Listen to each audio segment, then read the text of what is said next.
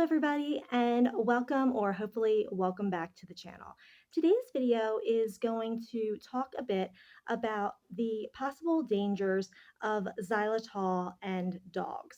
So my family has been using xylitol mints for the last couple of months, almost 9 weeks now, and we have been very happy with our results. So for our human needs and our human consumption, xylitol has been nothing but wonderful for us.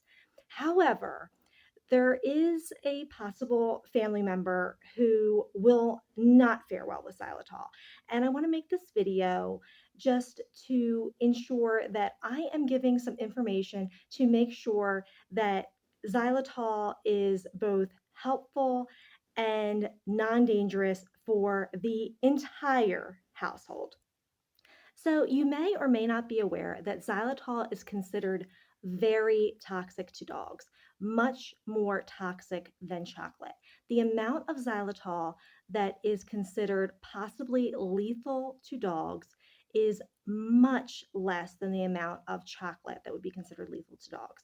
I actually found an helpful chart from the Fredericksburg VA animal hospital that will illustrate about how much xylitol versus how much chocolate it would take to likely be deadly to your dog.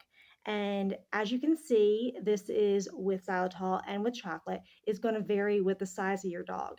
But for smaller animals, so for instance, if you have a Yorkie, you can see that the amount of xylitol, in this case gum, is only a few pieces. So most xylitol gum has about a half to 1 gram of xylitol per piece. So as you can see from this chart that I'm including in this video, that if you did have a small animal, it would take just a few grams of xylitol to likely be lethal to your animal. All right. So I think what's important to touch on is why is xylitol so toxic to dogs? And the reasoning behind that is that xylitol is metabolized by the canine digestive system much differently than it is in humans. So in canines, xylitol stimulates the pancreas to just dump insulin, to just secrete tons of insulin. And this results in oftentimes rapid hypoglycemia or low blood sugar level. Now, when I say rapid hypoglycemia slash rapid low blood sugar levels, this is typically according to the FDA website and the VCA website. It's going to happen in about 10 to 30 minutes. So it's going to happen very quickly. So if you see your dog ingest a xylitol containing product, you kind of have the jump, but it's just important to be aware of just how quickly this can occur. Now, as a side note, I checked multiple resources and it does not appear that cats are affected nearly as much. In fact, the poison control hotlines, the top ranking poison control hotlines, they do not consider xylitol to be toxic for cats. Now, they're mainly saying that this is most likely because cats just don't have the same love and affinity for sweets that dogs do. So perhaps this discernment for what they want to eat is in your cat's best interest. Nonetheless, all animals are different. So even if you don't have a dog and you have a cat, and even though cats have not been identified to be in harm's way when it comes to xylitol, you know what? It never hurts to just take caution and keep your products away from your feline friends. So, if your dog does ingest xylitol, the first symptom of that xylitol toxicity is typically going to be vomiting because the body identifies something that is not supposed to be there. And so many times, just like in humans, in the animal kingdom as well, when something like that happens, the body's first instinct is to try to expel this dangerous thing that we've ingested. So the first symptom of xylitol toxicity, as I said before, is typically vomiting. And then after you move past that first symptom, then you're going to have the onset of the symptoms of hypoglycemia. So, what does hypoglycemia look like in a dog?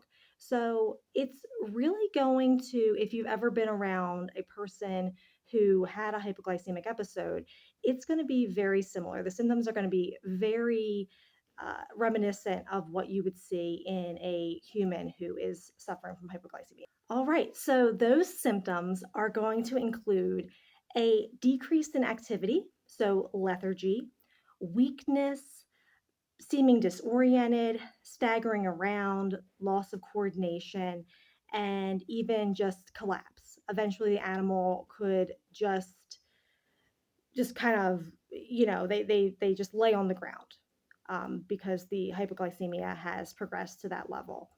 And then in some cases, this can actually lead to seizure activity. And also, it is important to note that in some dogs, there has been a link to xylitol and liver injury. So this is serious. So that's why I wanted to put this video out. I had touched on, just very briefly in my previous video about xylitol to keep it away from your dogs, but I felt like I just wanted to put something out just so that you would just have a little bit more knowledge about what to look for and what you can do to help your dog friends.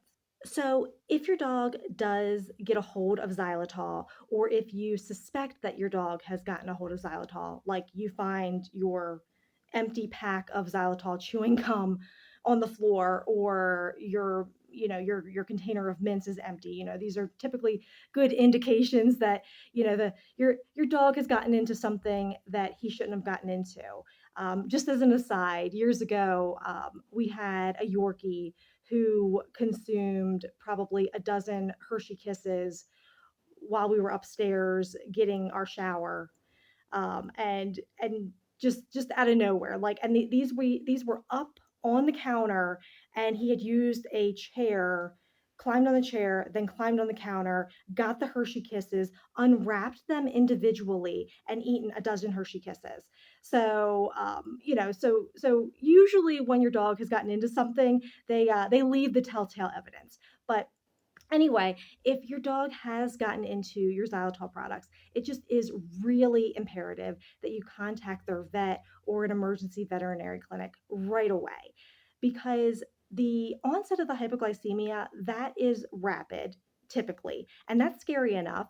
But just as another warning, the hypoglycemia that can be stimulated by xylitol ingestion by dogs can be persistent, meaning that it can kind of just fight the efforts that are being made to rise that blood sugar. In addition, the hypoglycemic episode can be delayed. It can take up to 12 to 24 hours to stimulate that insulin release. So you could have an instance where your dog ate xylitol and you're like, okay, but they seem fine. And then, the next morning they're just not doing well at all. So just caution, cautionary first, just make sure that you contact their vet's office or an emergency clinic right away if you know they've ingested xylitol or if you suspect. And none of this is intended to make you scared to have xylitol in your house and to tell you that if you have xylitol around, it's harmful to your dog, you're putting your dog's life at risk. This is all about just making you aware so that you can be safe and you can protect your animal, you can protect your dog. And so what can you do to protect your dog if you are taking xylitol products, or if you're interested in taking xylitol products but you've heard that they're toxic to dogs and you just want to make sure that you're being safe? Well, as with most things in life, an ounce of prevention is worth a pound of cure. So just, if you've got those products in the house, put them up, put them away. If you can, put them behind a closed door, because some of our animals, they are adept at counter surfing. You know, they can get up on that counter and they can get what you intended to stay away from them. They can get it and they take it, and it's not until later on that they may suffer the consequences, even though you've tried to put it up and keep it away from them. So just, kind of go out of your way to keep the xylitol away from your dog. And if you have a particularly greedy little dog, you might even want to take your xylitol products and keep them in the bathroom, or take your products behind closed doors, because we've all got those dogs where you drop something and before you can say no, they've already got it. They've already got it in their mouth. They're chewing it. You can't get it out of their mouth. You're trying to pry it apart like the jaws of life. And so that's another idea. So just keep the products away from your dog, and just take that extra little bit of preventive measure to keep them. Anyway, guys, I think that's going to do it for today. Like I said, I just felt like this was a topic that was important to just touch on a little bit more in depth versus just mentioning it quickly in a video. I know in the first video I did on xylitol, I did just say, it's toxic to dogs, keep it away from them. But as I did a little more research and I saw just how dangerous it can be and how little ingestion of the product it takes, I just wanted to come on here because I know for most of us, our dogs are like our other family members. They're like our other kids. So I just felt like it was important to come on here and just give a little bit more of a deep dive into why xylitol is dangerous, what to look for, and what you can do to protect your pets. So, with that, if you got something out of this video, if you enjoyed it, I invite you to like this video. It helps with the algorithm. Comment below. I love your comments. I love interacting with you guys, and share it, and so that maybe your other friends or family who have dogs who want to also work on their oral care with xylitol can be aware. And as always, I ask that if you did enjoy this video and you do enjoy this content, please subscribe. It means the world to us as we're trying to grow our channel. And with that, thank you so much for tuning in. Bye.